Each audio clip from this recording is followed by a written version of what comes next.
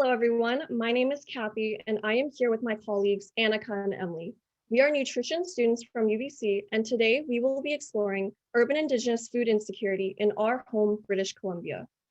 Before we begin, I would like to acknowledge that our research was conducted in accordance with UBC at the Point Grey campus, which is situated on the traditional, ancestral, and unceded territory of the Musqueam Nation. Thank you.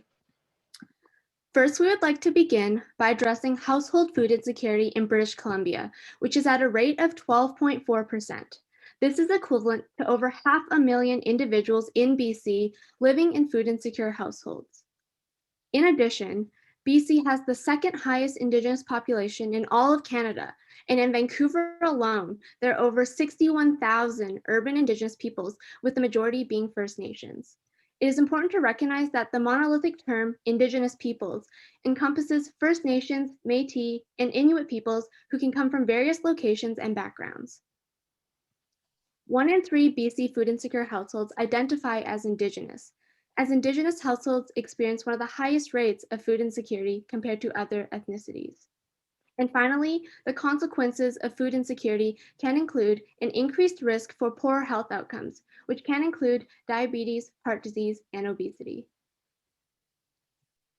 Our challenge was exploring why Indigenous peoples in urban areas, particularly in BC, are being disproportionately affected by food insecurity, and why many of the current systems in place are ineffectively addressing this issue. To gain a better understanding of the current context of food insecurity for urban Indigenous peoples, we collaborated with UGTS, an Indigenous-led nonprofit organization in our community. With COVID-19 exacerbating access to food, UGTS created their Essential Food Basket program to support over 700 households throughout BC's Lower Mainland. With UGTS, we surveyed about 20 users of this program on the level of household food insecurity they were currently experiencing and the barriers they may be facing in accessing sufficient food.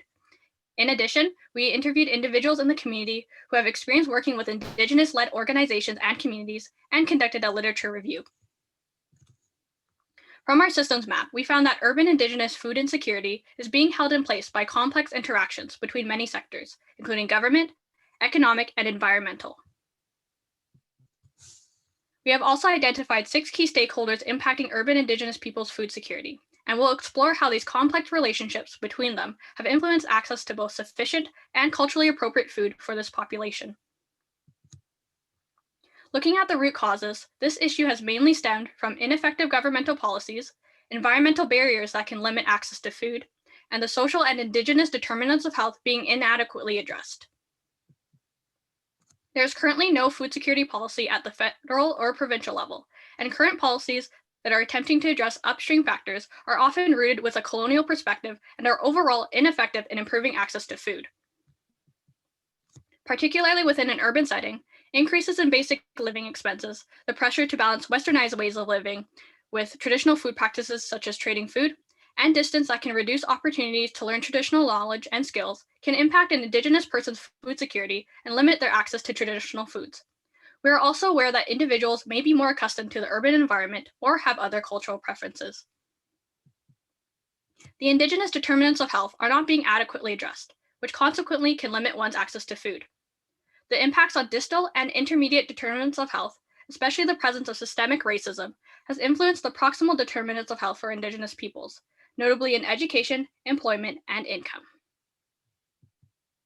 Despite equal education levels, Indigenous peoples are less likely to be hired compared to their non-Indigenous counterparts. For those who are employed, they face disparities in hourly wage, making an average of $2.50 less than their non-Indigenous counterparts. Indigenous peoples are also overrepresented in the lowest income group, making less than $21,600.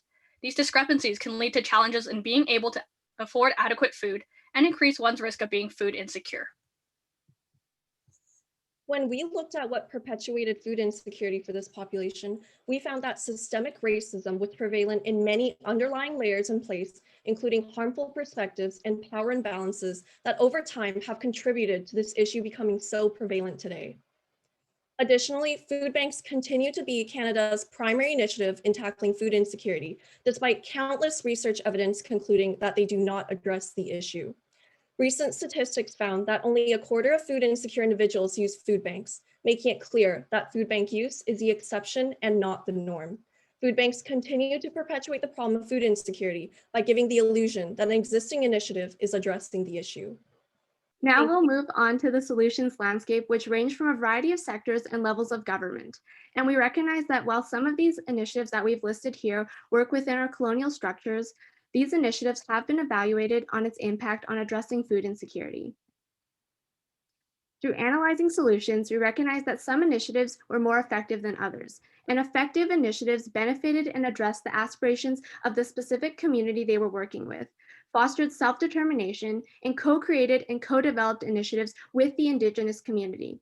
An example is the Tuwush program at UBC Farm, which focused on urban Indigenous populations that faced barriers in accessing nutritious traditional foods.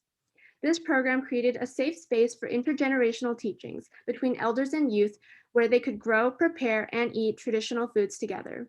Although successful, it was suspended due to the lack of funding. On the other side, we have ineffective initiatives that did not include Indigenous voices, failed to recognize the role and importance of traditional and cultural foods, and finally, did not address barriers and stigma associated with certain initiatives.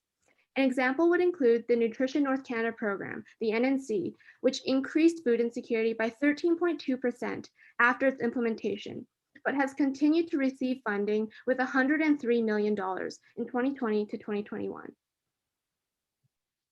Throughout our research, we found gaps in research approaches, current initiatives, approaches to food insecurity, and grassroots organizations.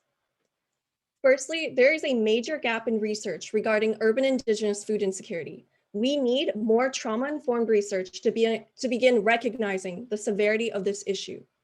To avoid perpetuating harm, the lever to this gap begins with implementing a policy that all research with Indigenous communities must implement the principles of OCAP and the research approaches of participatory action research and a two-eyed seeing approach.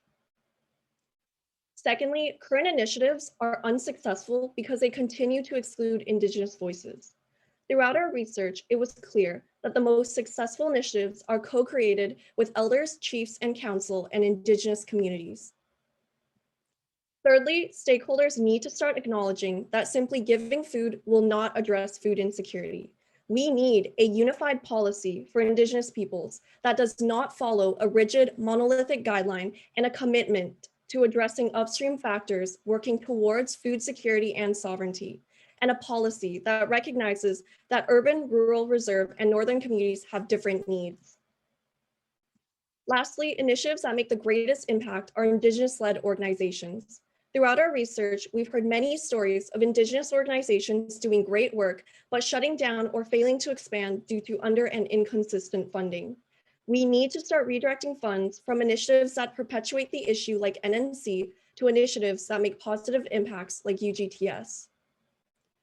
Our team had the privilege of never experiencing food insecurity, and we were initially under the assumption, in light of so many initiatives, that this issue was adequately addressed and that it was not prevalent in urban communities. Our research was limited by our scope and the gap in existing literature. We also recognize that urban Indigenous food insecurity will not be truly addressed until we dive into land back, land ownership, and food sovereignty. To move forward and create systemic change towards sustainable food security, we identified 5 key points. Firstly, all stakeholders must build trust, co-create, and support self-determination to avoid a colonial projection of what an Indigenous person should want. Secondly, we need more trauma-informed research to shed light on this issue. At the government and policy level, initiatives must start addressing upstream by tackling intersectional disparities. Consistent funding is needed for grassroots organizations to address food insecurity holistically. Additionally, we need to amplify Indigenous voices by supporting them in positions of power, agency, and government from all nations. And finally, all stakeholders must adopt Indigenous ways of knowing in planning initiatives. We hope our research sheds light on the challenge of urban Indigenous food insecurity. And on behalf of our team, Annika, Emily, and I thank you for your time, and we invite you to engage with us during the questioning period.